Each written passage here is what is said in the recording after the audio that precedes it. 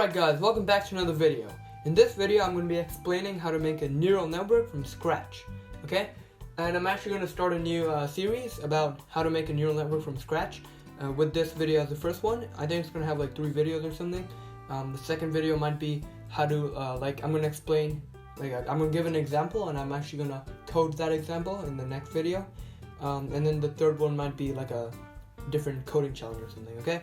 So I'm going to create the neural network in JavaScript, HTML, and CSS, okay? So, yeah, let's get going. So, what is a neural network? A neural network is a set of algorithms that make a machine learn with a given kind of like past data.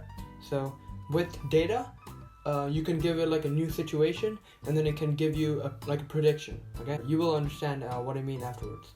So, there are lots of neural networks in our brain, but the one that we're making is called an artificial neural network, because we're making like a coding or a programming version of the one in your brain, okay? So you might have seen how a neural network looks like before, but if you haven't, this is how it looks like. It has input layers, and then hidden layers, and then output layers, okay? So guys, the one that we're going to create is going to be really simple. It's just going to have input layers, then weights, then like a sum function, and then an activation function, and then an output, okay? You probably don't know what any of these means, so I'm just gonna kind of explain this. So basically, you give the machine an input, some inputs, and then there's something called a weight, which basically kind of like I don't even know like what the weight actually is, okay? It's basically just something that's connected to the net input function, okay? So in this place over here, you basically do this formula where you times each of the inputs by their weights, and then add them with each of the inputs by their weights, okay? So weight 1 times input 1, plus weight 2 times input 2, plus weight 3 times input 3, and so on, okay? Then once you have this sum, you go to an activation function. The one that I'm gonna use in this tutorial and in this series it's gonna be called the sigmoid activation function. This is how it looks like.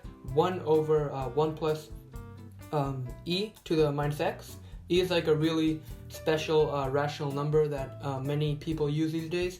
But I know that e is not used, like this activation function, sigmoid, it's not used anymore in modern neural network libraries. So yeah. But it's pretty good to like start off as a basic kind of like explanation thingy, so yeah. And then once you put and x is what you calculate over here, so you get this value, this sum, and then you put it into x, and then you get this value between 0 and 1, okay? And then what you do, you basically calculate the error. The error is like the difference, or like the distance, you could say, from the desired output, like how much you actually want from the output that it gives you, okay? And then from that error, you can do error times inputs, and then you can times it by another function, which is the derivative of this function, outputs, okay? So you put in the outputs in the function, and then it gives you a value, okay? And then this gives you the adjustment, where you can add this adjustment to the weights. And basically the point of learning in a neural network is basically you want to make the weights better, okay? So you basically come here and you adjust the weights, and then you keep going, adjust the weights, okay? And people do this like above 10,000 times, so we're also going to do it like about 10,000 times. And then eventually you'll get a really good weight that gives you a really good answer, okay? It's like an answer close to the desired output, okay? So let's if you don't understand, let's see an example. So over here we have some examples. So over here you have an input, and over here you have an output. So in example 1, 0, 0, 1 gives you a 0. Example 2, 1, 1, 1 gives you a 1. In example 3, 1, 0, 1 gives you a 1. And in example 4, 0, 1, 1 gives you a 0. So a new situation, 1, 0, 0, what would be the output, okay? And I'm actually asking you what the output would be. So you can pause the video right now if you want to, kind of calculate it. It's pretty logical, so yeah. I'll give you like a couple of seconds.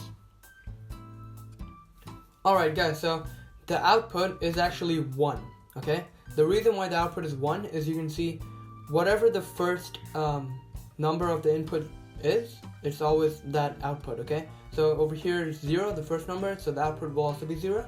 Over here it's 1, so the output will also be 1, okay? So over here in the new situation, the first number is 1, so the output will also be 1. Alright, so let's actually do this, all of this with this example, okay? So I basically converted all of this into an input matrix. You can see it's like 0, 0, 1, 0, 0, 1, 1, 1, 1, 1, 1, 1, 1, 0, 1, 1, 0, 1, and 0, 1, 1, 0, 1, 1, okay? And then the output matrix, like the desired output, what we want, 0, 1, 1, 0. And over here, that's a 4 times 3 matrix, and this is a 4 times 1 matrix, okay? And we'll just worry about this new situation thing later, okay? So, yeah, let's get started. So, guys, the first thing that I want to do is I want to convert these matrices into, like I want to flip them. You can see this was before a 4 times 3 matrix, now it's a 3 times 4 matrix. And this was before a 4 times 1 matrix, now it's a 1 times 4 matrix, okay? So kind of like flipped. And the reason why I did this is actually quite helpful. It will help us in calculations and stuff, so yeah. Yeah, so basically over here you can see that the columns are now the input set, so 0, 0, 1, 0, 0, 1, 1, 1, 1, 1, 1, 1, 1, 0, 1, 1, 0, 1, 0, 1, 1, and 0, 1, 1. And then over here it kind of just like flipped into a horizontal matrix, so yeah. So guys, this is going to be our single neuron. It's basically going to like receive 3 inputs, and then it's going to give an output, okay? So, like I said, the weights are pretty important. Yeah, and the reason why there's 3 like kind of inputs is because there's 3 inputs over here, right? In each example, there are 3 inputs, right? 0, 0, 1. So maybe over here there'll be 0, over here there'll be 0, and over here there'll be 1, okay? And then let's say in example 3, 1, 0, 1, x1 is equal to 1, x2 is equal to 0, and x3 is equal to 1, okay? And then it should give an output close to 1, okay? And if it doesn't, then that's why we always keep changing these weights, okay? We keep adjusting the weights. So, yeah, so that's how our neuron will look like. First, what we need to do, the weights are actually given randomly. So, oh yeah, so the weights are given randomly first. What I usually do is I pick a random number between -1 and 1 as the weights, and then it will actually like adjust the weights automatically as we write the program, okay? So what we do, so the weights is like a random number between -1 and 1, and we have to sum that, remember? So weight 1 times input 1, so that will be input 1. Okay, let's take example 1, okay? Example 1, 0, 0, 1. So what's input 1? That will be 0, right? Because that's the first one. And for example, input 3 would be 1, okay? So weight 1 is like a random number between -1 and 1, and so is weight 2 and weight 3. So weight 1 times input 1. Yeah, sorry, I was supposed to point out that, but yeah. So weight 1 times input 1 plus weight 2 times input 2 plus weight 3 times input 3. Okay, then we get this sum. So you actually, since we have a matrix, you actually can't do it like this. What you want to do is you want to get this weight matrix. It's a 1 times 3 matrix. So weight 1 is that one, weight 2 is that one, and weight 3 is that one. And you want to times it by the input matrix. So it's like a 1 times 3 matrix by a 3 times 4 matrix, okay? And that'll give you a 1 times 4 matrix, which is a 1 by 4 matrix about the which has all the values of the sum, okay? So after you do this, so this step is basically this, okay? What you just did over here is basically this thing, okay? Just did now matrices. So after that, you want to put all of these into the sigmoid function. Remember the sigmoid activation function, 1 over 1 plus e to the minus x. And this will give you like a probability value or prediction value of like between 0 and 1, okay? So if we plug, for example, v1 into x, then we might get like something over that, like over there or something. And then if we plug in, for example, v3 into x, we might get like a -2 as like as v3, so it'll give us like a really low number. Okay, so you basically want to convert all of these into a sigmoid function. Okay, I'll just show you what I mean. So over here, we put in all the values into x, and then from that we put in the values into a new 1 times 4 matrix. So let me just explain what I mean. So v1, you put that into x, okay, and then whatever you get, you put it into O1. v2, you put that into x, and whatever you get, you put it into O2. v3, you put that into x, whatever you get, you put that into O3. v4, whatever you get, you put that into x, and whatever you get, you put that into O4. Okay, so we have another 1 times 4 matrix, and I just want to say the derivative of sigmoid function is x times 1 minus x. So yeah, the next thing so these are the desired outputs. Remember, over here, the output matrices. So these are the outputs that we want. Okay, so yeah, what we want to do is we want to calculate the error, the difference between the desired output and the output. Okay, so this gives us like different outputs, maybe like 0.9 or something pretty close to 1. Okay, or even like 0.5, it's really far away from 1, or even 0. Okay, and what we want to do is we want to, for example, do so over here I have a new 1 times 4 matrix error. So let's say E1 is equal to 0 minus O1. E2 is equal to 1 minus O2. E3 is equal to 1 minus O3. E4 is equal to 0 minus O4.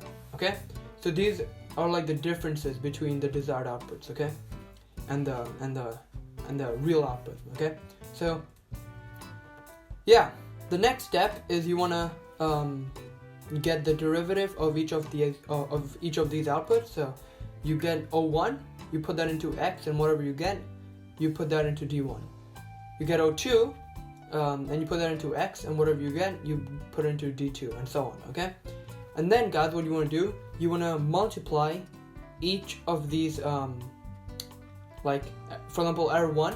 I just have an arrow thing over here. So as you can see, I multiplied error 1 by D1 to get to E1 D1, and then E2 by D2 to get to E1 D2, E3 by D3 to get to E3 D3, and E4 by D4 to get to E4 D4.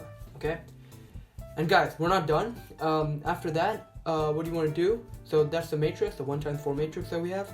You want to times that by the input matrix, but not the one that we changed, the original one. Okay, so remember, over here that was the original matrix, and over here that was the matrix that we, like the changed matrix, so we want to use this one. Okay, so so we times that. So there's a 1 times 4 matrix by a 4 times 3 matrix, so we will get a 1 times 3 matrix. Okay, and as you can see, I wrote A1, A2, and A3.